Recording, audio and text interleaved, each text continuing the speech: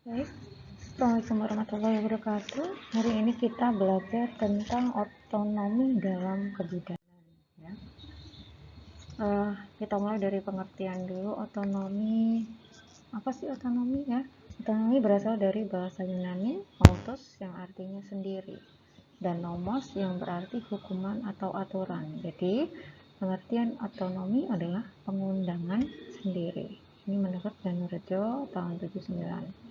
Nggak lama ya.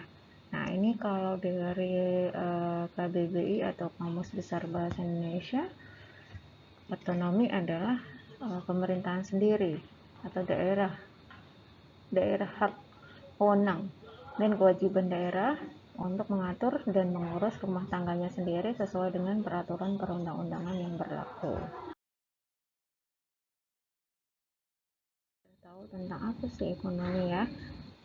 Otonomi kebidanan adalah kekuasaan untuk menjalankan peran dan fungsi bidan sesuai dengan kewenangan dan kompetensi yang dimiliki seorang bidan, suatu bentuk mandiri dalam memberikan pelayanan. Jadi di sini bidan mempunyai hak dan kewajiban, hak dan wewenang dalam mengurus dan melaksanakan profesi bidannya sesuai dengan kode etik dan standar asuhan kebidanan.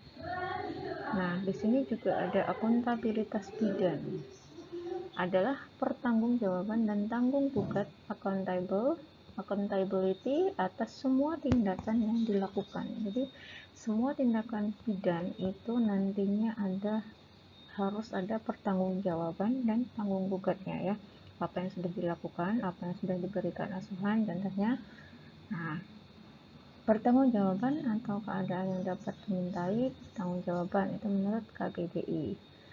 Sehingga semua tindakan yang dilakukan oleh bidan harus berbasis pada kompetensi dan didasari suatu evidence base ya. Selain evidence base, dia harus punya kompetensi. Jadi sebelum memberikan asuhan, semua bidan harus punya kompetensi. Harus kompeten dulu sebelum memberikan tindakan ya. Harus ada evidence base-nya, sumbernya apa yang digunakan gitu ya. Nah, akuntabilitas merupakan instrumen untuk kegiatan kontrol, terutama dalam pencapaian hasil pada pelayanan publik. Prinsip akuntabilitas dan pelayanan publik itu saling berhubungan, jadi mereka akan ada kesinambungan ya. Contohnya ini, pemerintah sebagai penyedia layanan bagi masyarakat, pemerintah harus mempertanggungjawabkan apa yang kinerja apa yang telah dilakukan gitu, untuk masyarakat. Nah, masyarakat juga seperti itu sebaliknya.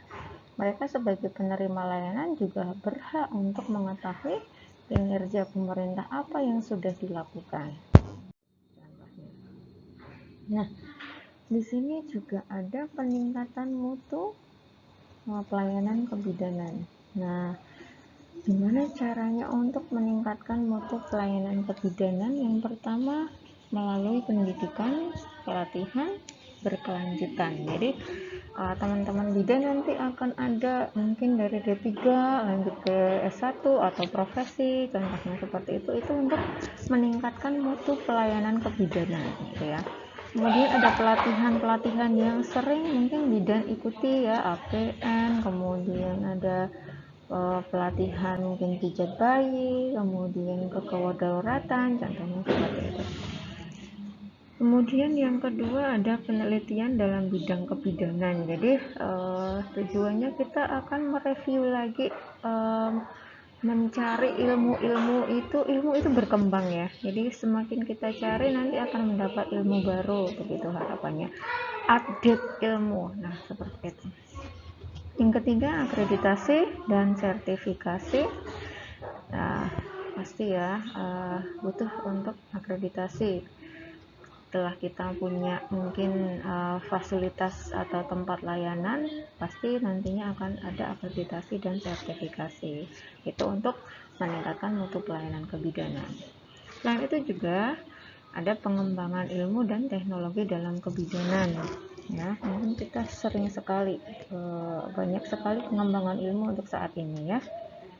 Juga ada registrasi dan uji kompetensi. terus ada juga lisensi ya. Tuh. Jadi itu semua adalah cara gimana untuk meningkatkan mutu pelayanan pidana. Nah, beberapa dasar dalam otonomi dan aspek legal yang mendasari dan terkait dengan pelayanan. Di antaranya ini ada beberapa referensi yang mungkin teman-teman bisa baca, bisa cari sekiranya apa yang bisa menjadi dasar. Salah satunya Kemenkes RI 900 garing Menkes garing SK garing 7 garing 2002 tentang registrasi dan praktek bidan. Nanti di dalam Kemenkes ini berisi tentang registrasi dan praktek bidan. Nah, masih ada lagi yang mengatur tentang standar profesi bidan. Tentang kesehatan ini ada sekitar 12 referensi, nanti silahkan dibaca, kemudian dicari apa saja di dalamnya. Contoh tentang otonomi daerah, ini Undang-Undang Nomor 22 Tahun 99. Terus ketenaga kerjaan, ada Undang-Undang Nomor 13 Tahun 2003. Terus yang mengatur KUHP, KUHAP tahun 1981 sampai di undang-undang yang terkait dengan hak reproduksi dan keluarga berencana. Ini semuanya diatur ya. Nah, tujuan otonomi dalam pelayanan kebidanan itu yang pertama untuk mengetahui kewajiban otonomi dan mandiri yang sesuai dengan kewenangan yang didasari oleh undang-undang kesehatan yang berlaku. Jadi teman-teman dalam memberikan asuhan tadi ya, tahu mana yang wajib dan mana yang misalkan harus dilakukan mandiri, bisa dilakukan mandiri gitu. Yang kedua, untuk mengkaji kebutuhan dan masalah kesehatan. Di sini seperti mengumpulkan data-data yang dan mengidentifikasi masalah pasien pada kasus tertentu. Jadi teman-teman dalam memberikan asuhan pasti yang pertama kita melakukan pengkajian dulu ya. Kita kaji dulu, kita kumpulkan datanya, baik data S, data O, itu untuk mengidentifikasi permasalahan pasien. Nah, itu salah satu tujuan dari otonom ya. Kemudian untuk menyusun rencana asuhan kebidanan. Jadi setelah semua didapatkan data-data dan diidentifikasi masalahnya, selanjutnya contohnya untuk merencanakan asuhan yang akan diberikan pada pasien sesuai dengan kebutuhan yang diperlukan. Begitu. Jadi setelah tahu pasien ini kenapa, keluhannya apa, kemudian data apa saja yang sudah didapatkan, kemudian identifikasi ini pasiennya kenapa, langkah selanjutnya adalah bisa merencanakan asuhan. Tuh. Selanjutnya untuk mengetahui perkembangan kebidanan melalui penelitian. Nah, ini untuk teman-teman yang mungkin di dunia pendidikan ya, baik di dunia medis atau di lahan juga, di lapangan juga bisa. Kita akan bekerja sama, nanti biasanya akan ada penelitian yang dilakukan di lapangan juga banyak sekali. Nah, itu untuk mengetahui perkembangan kebidanan, apakah nanti ada perubahan mungkin dari hasil penelitian menemukan bahwa kejadian perdarahan bisa dihentikan dengan teknik baru. Nah, contohnya seperti itu. Itu berarti ada update ilmu ya dari penelitian itu. Nah, itu tadi adalah beberapa tujuan otonomi dalam pelayanan pidana. Selanjutnya, berperan sebagai anggota tim kesehatan. Nah, ini di sini misalnya membangun komunikasi yang baik antar tenaga kesehatan dan menerapkan keterampilan manajemen. Jadi teman-teman nanti kalau misalkan sudah praktek, sudah tahu tujuan otonomi, sudah tahu gimana cara bekerja tim ya, bekerja bersama tim kesehatan, jadi sesama bidan atau kolega atau sejawat ya, itu harus bekerja sama dengan baik, membangun komunikasi yang baik contohnya.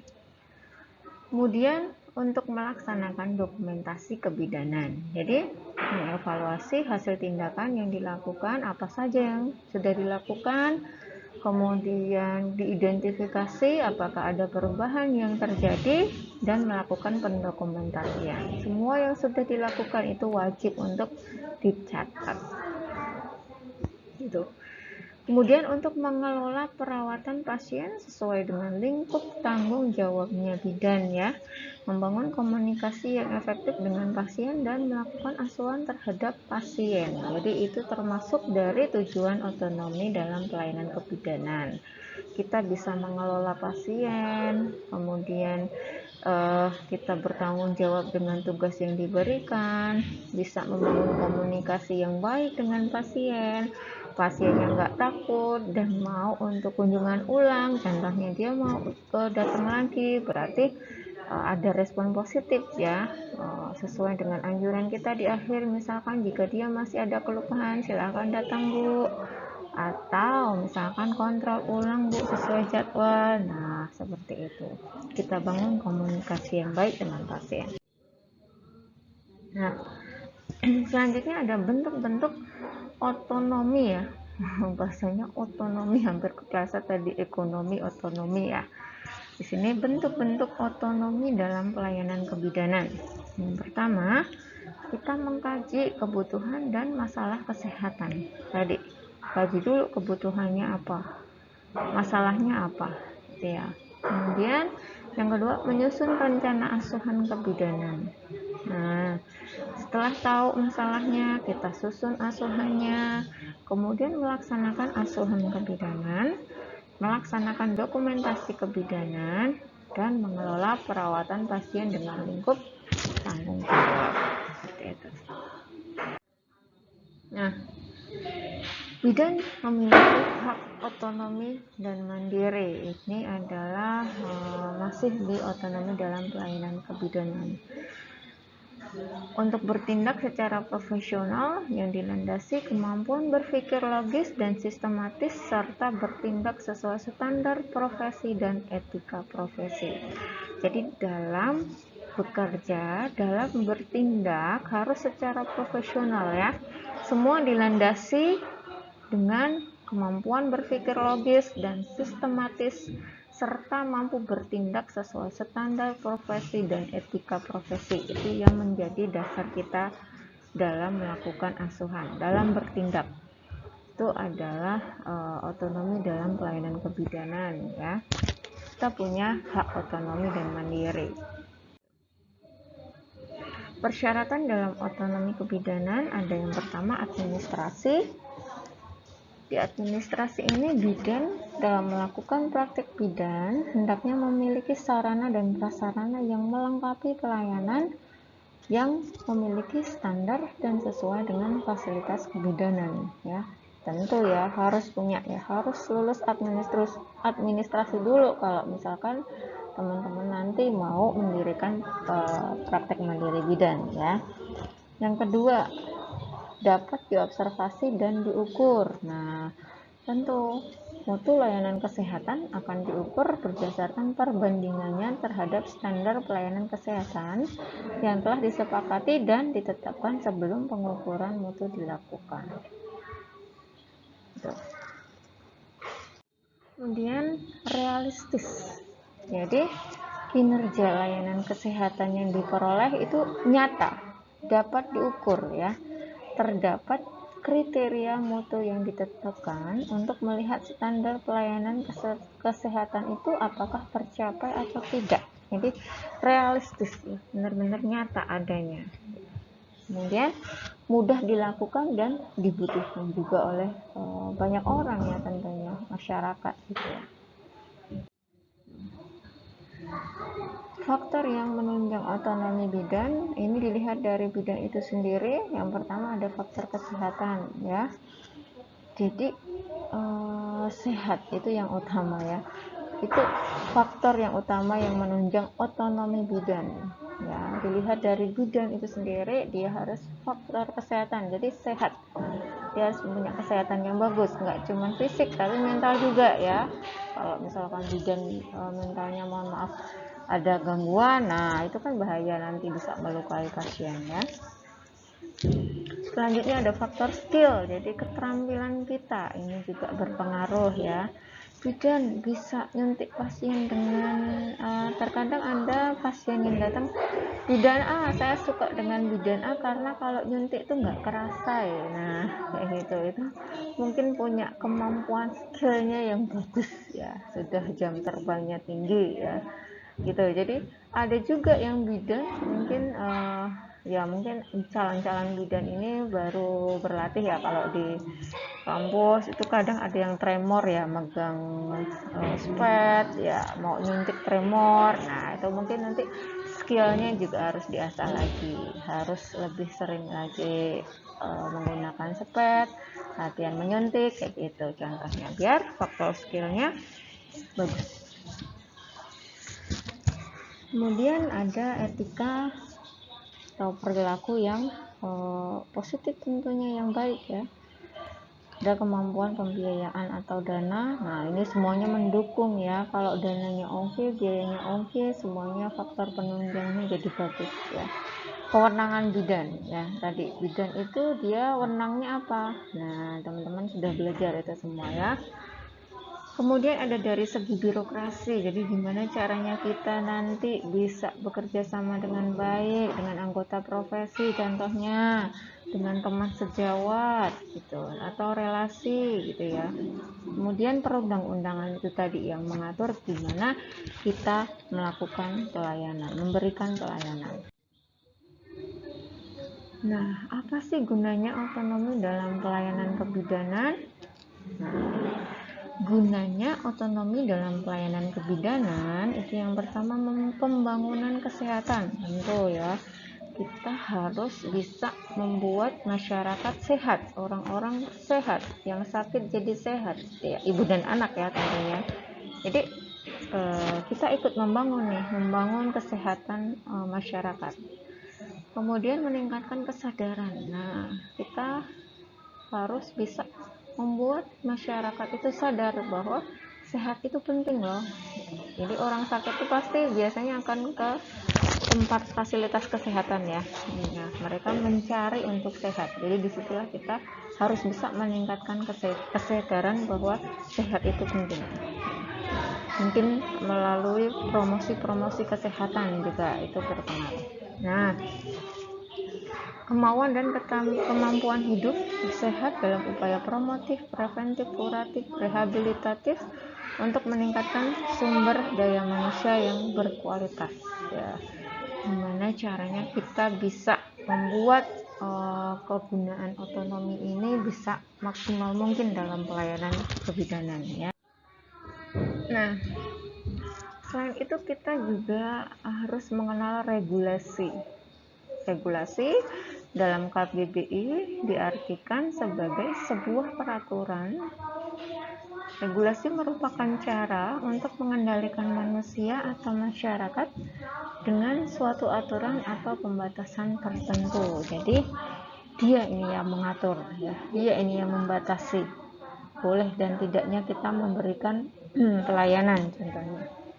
Nah, itu regulasi. Nah, beberapa peraturan dan undang-undang yang melandasi tugas, fungsi, dan praktek bidan. Di antaranya ada Undang-Undang Nomor 23 Tahun 92 tentang tugas dan tanggung jawab tenaga kesehatan, Kepmenkes RI Nomor 900, Menkes SK 7 2002 tentang registrasi dan praktek bidan, Kepmenkes RI Nomor 369, Menkes SK 3 2007 tentang standar profesi bidan. Nah, ini teman-teman yang harus baca ya, sering baca di sini ya. Sampai di peraturan Menkes HK 0202 yang membahas tentang izin dan penyelenggaraan praktek bidan, serta Permenkes RI nomor 1464 Menkes SK 10 2010 tentang izin penyelenggaraan praktek bidan. Oke, mungkin di situ untuk penjelasan materi kita hari ini. Terima kasih. Wassalamualaikum warahmatullahi wabarakatuh.